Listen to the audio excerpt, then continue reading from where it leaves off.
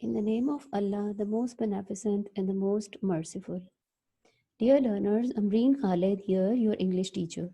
Today we are going to complete our chapter 11 of the novel Goodbye Mr. Chips, written by James Hilton. Today's video lecture is the second and last part of chapter 11. Learners, if you like the video, do subscribe to my YouTube channel Learn English with Ambareen Khalid. And if you are already subscribers, don't forget to share it with your friends and classmates. So let's get started. Today we will start our lesson from paragraph number 15.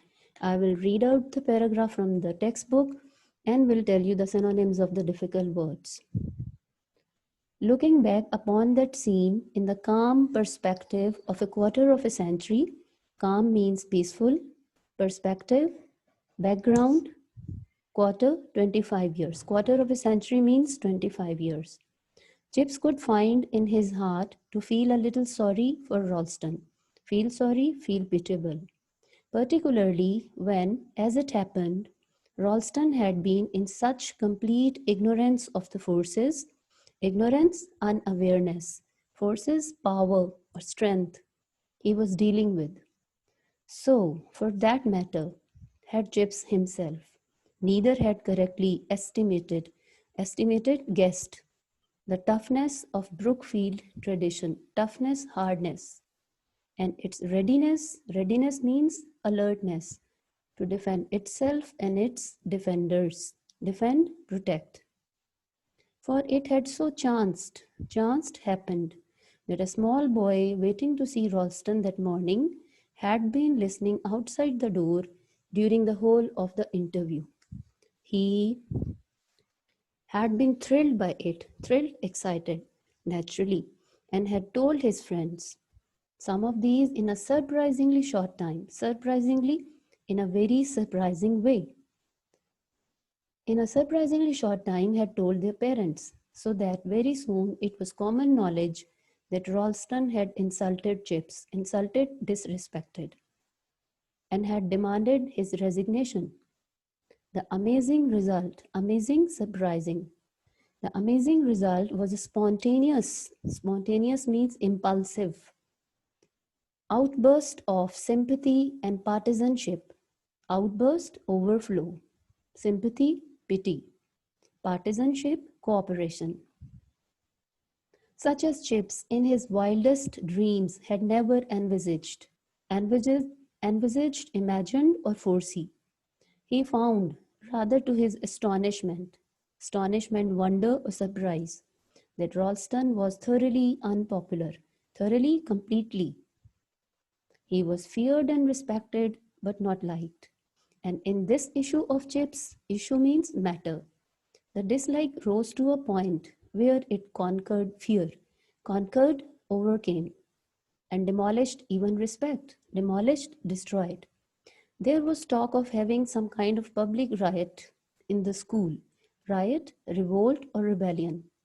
If Ralston succeeded in banishing Chips, banishing, expelling. The masters, many of them young men who agreed that Chips was hopelessly old-fashioned, rallied around him. Nevertheless, assembled round him even then. Nevertheless means even then, however, because they hated Ralston's slave driving, insulting attitude, and saw in the old veteran, experienced, old-time master, a likely champion. Likely means suitable, champion, hero. And one day, the chairman of the governors, Sir John Rivers, visited Brookfield, ignored Ralston, overlooked, and went direct to Chips. Direct means straight.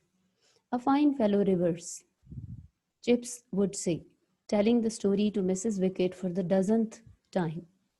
Not, a very brilliant boy in class. I remember he could never, master his verbs. Master means learned properly. And now, I see in the papers, they have made him, a baronet. Baronet is the holder of a rank of honor, below a baron and above a knight.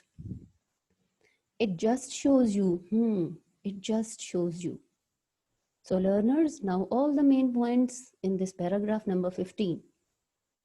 Now in peaceful background of almost 25 years, whenever Mr. Chips remembered and recalled that incident of his row with Ralston, he used to feel a little sorry for Ralston, because Ralston had no idea at all that he was trying to get rid of that person who was Brookfield in himself. Very interestingly, Mr. Chips was also unaware of his strong position in Brookfield. Both Mr. Chips and Ralston had no idea about the strength and alertness of Brookfield, how strongly it could defend itself and its defenders. Here, defenders means Mr. Chips. Actually, what happened was a very interesting and impressive episode. A small boy was standing outside Ralston's study as he wanted to see the headmaster. He listened to the whole interview. He got excited when he heard about Ralston's demand of Mr. Chips' resignation. He hurriedly told his friends about it. Some of the students told their parents about that demand of resignation and how Ralston insulted Mr. Chips. The story went round the school in a very short time that Ralston insulted Mr. Chips. Surprisingly, the whole school showed sympathy and cooperation with Mr. Chips, which even Mr. Chips had never imagined. Mr. Chips found that Ralston was completely unpopular. He was respected and feared because of his position as a headmaster, but never liked. And now, when it was a matter of Mr. Chips' respect and status, which was demolished by Ralston, people at school became fearless, and they even forgot the respect for Ralston. The whole school started thinking about having a riot if Ralston succeeded in getting Mr. Chips' resignation. Those young masters found Mr. Chips an old, experienced master of values and traditions. One day, the chairman of governors, Sir John Rivers, came to Brookfield after that incident. He completely ignored Ralston and went straight to Mr. Chips. Whenever Mr. Chips used to tell that story to Mrs. Wickett, he would say, John Rivers was not a brilliant boy, and he never learnt verbs when he was in school, and now he was a baronet, lesser baron. It just proved that examination and certificates were not important, but the sense of proportion. And now paragraph number 16. Sir John had said on that morning in 1908, taking Chips by the arm as they walked round the deserted cricket pitches. Deserted, desolate, lonely, empty. Chips, old boy, I hear you have been having the deuce of a row with Ralston. Deuce? Couple, too. Sorry to hear about it, for your sake, but I want you to know that governors are with you to a man. To a man is a phrase which means unanimously, everyone. We don't like the fellow a great deal, very clever and all that, but a bit too clever. If you ask me, claims to have doubled the school's endowment funds, endowment nation, by some monkeying, tricking on the stock exchange. Stock exchange is a market in which securities are bought and sold. Dare say, he has, dare say, agree, accept. But a chap like that, chap boy, man, but a chap like that wants watching. Watching needs to be watched. So if he starts chucking his weight about with you, chucking his weight, becoming bossy, or to use one's position to get one wants, giving the orders unnecessarily, unfairly. So if he starts chucking his weight about with you, tell him very politely he can go to the devil. Devil? Hell. The governors don't want you to resign. Brookfield wouldn't be the same without you, and they know it. We all know it. You can stay here till you are 100 if you feel like it. Indeed, it's our hope that you will. Main points of this paragraph: 1908, when Sir John Rivers visited Mr. Chips, he took Mr. Chips towards the desolate cricket pitch as he wanted to talk to Mr. Chips alone peacefully. He told Mr. Chips that he heard about his row with Ralston and that Ralston demanded his resignation. John Rivers said that he was feeling sorry for Mr. Chips. He told Mr. Chips that all the governors were unanimously with Mr. Chips. They didn't like Ralston as he was very clever kind of a person. Ralston claimed that he had doubled the school fund by doing some tricks with stock exchange, means by investing money over there. Ralston claimed that he had doubled the school's funds. Learners, look at this expression. Previously, there was a little bit mistake in it. There was no apostrophe in it. Now I have put the apostrophe over here. So this expression, this phrase is school's funds. So Ralston claimed that he had doubled the school funds by doing some tricks with stock exchange, means by investing money over there.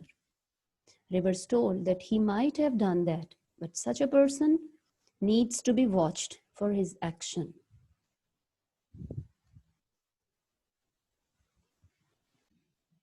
So Rivers told that he might have done that, but such a person needed to be watched for his actions. Rivers told Mr. Chips that now if Ralston tried to be bossy with Mr. Chips by giving him orders regarding his retirement, he could politely tell Ralston to go to hell. Rivers ensured Mr. Chips that governors didn't want Mr. Chips to retire. Rivers told that Brookfield would never be the same without Mr. Chips, and governors knew it. He told Mr. Chips that he could stay in Brookfield as long as he wished, even 100 years of his age. And governors hoped that he would live long. And the last paragraph of this chapter, very short paragraph, and at that, both then and often, when he recounted it afterwards, recounted, narrated, or told. Afterwards, later, Chips broke down. Broke down means caused or collapsed by breaking or shattering. So whenever Mr. Chips used to narrate the details of that incident, afterwards he always began to shatter or fall. So that is the end of this chapter, learners. Now let me tell you some of the important questions from this chapter 11. Why did Ralston want to get rid of Mr. Chips? What were the allegations put by Ralston against Mr. Chips? Why Ralston was not liked by Mr. Chips? Why was Ralston not liked by other young masters? What was the reaction of people to the row between Ralston and Mr. Chips? Who was Sir John Rivers? What did he tell Mr. Chips about Ralston? So learners, I hope that you have understood this chapter properly. That's the end of our today's lesson. That is chapter 11 of Goodbye Mr. Chips. I will give the link of part 1 of this chapter in the description box. I shall see you soon with my next video. Inshallah, take care. Allah Hafiz.